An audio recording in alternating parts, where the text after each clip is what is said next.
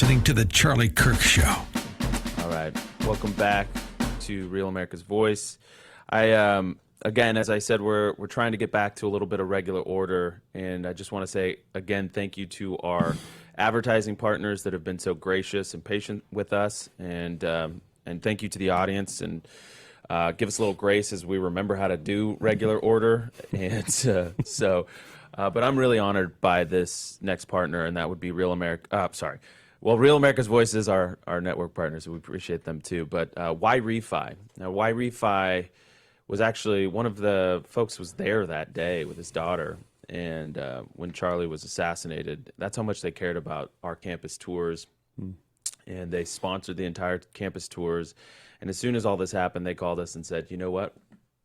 We're not going anywhere. We're in. We love you guys, and anything you need. And so I'm honored to talk about whyrefi.com. They, of course, help with private student loan debt, and they'll help you with that. Doesn't matter what your credit is. It doesn't matter what your history is. They will help you get out of that. But more than anything, they're just good people, and they've stood by our side in this, and I want you to honor them and support them if you can, please. whyrefi.com. We'll be right back with radio.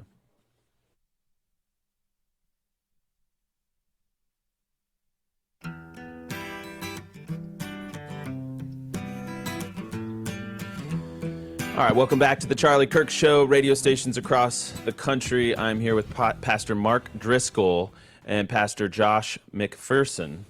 Crushed it. Dang it, almost. Yeah, I'm going to get it. It's good. You should do this for a living. Yeah, eventually. Yeah, I'm new, so forgive me. So anyways, we're talking about revival, and we were just talking about this manifest presence of God, and that you can sort of feel the Holy Spirit. And this is that common, that's this outpouring when you look at the history of revival. By the way, tell us some examples of revival so that we have something to compare it to. Yeah, and thank you for the honor of having the conversation. And it's, for those who don't know, it's wild because, I've known you for how long? I want to say 20 years. Which is wild. Maybe you were in college. Yeah. Dude, teaching your kids in Sunday school at Mars Hill, that's one of the stories. Yeah, that's wild. Yeah. Wild. And so what happens is what precedes revival is often a new way of distributing information. So in the days of the New Testament, you wouldn't get Christianity in the Apostle Paul unless you had Roman peace and the road system. So then Christianity could spread. And similarly, when you get new technology, it tends to be used of God for revival. So, for example, the printing press with Johann Gutenberg, it allowed the Protestant Reformation.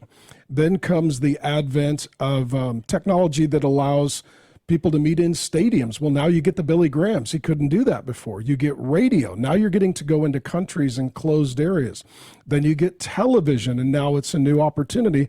And now we're in a digital age, and Charlie showed with his life and legacy the impact of new media. So what precedes revival oftentimes is new technology that opens new opportunity. Fascinating. And then what usually happens in revival, God isn't doing something new. He's doing what he's always doing in deeper and greater measure. God is always saving people. God is always changing people. God is always manifesting himself.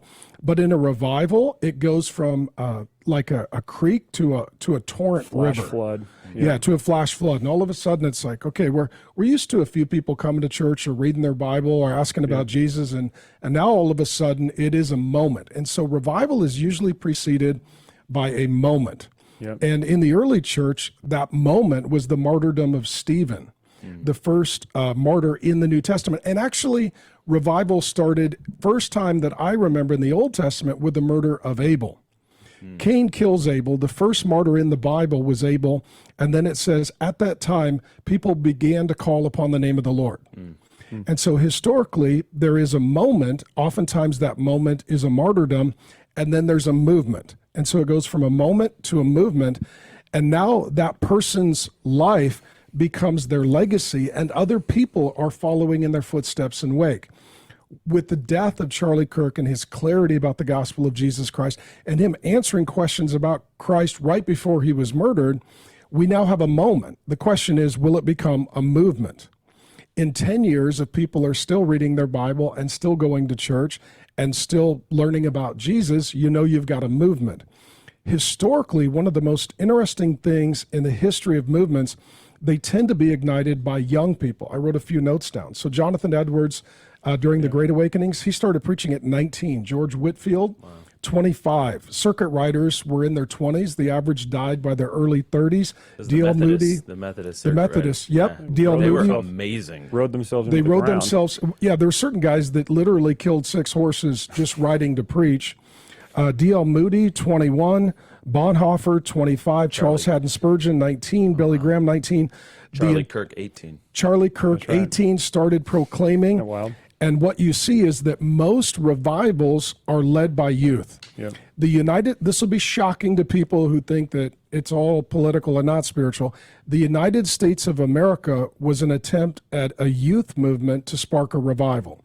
The Pilgrims who landed and the Puritans who landed tended to be in their teens and 20s, and they were rejected and mocked for being, quote, mere children.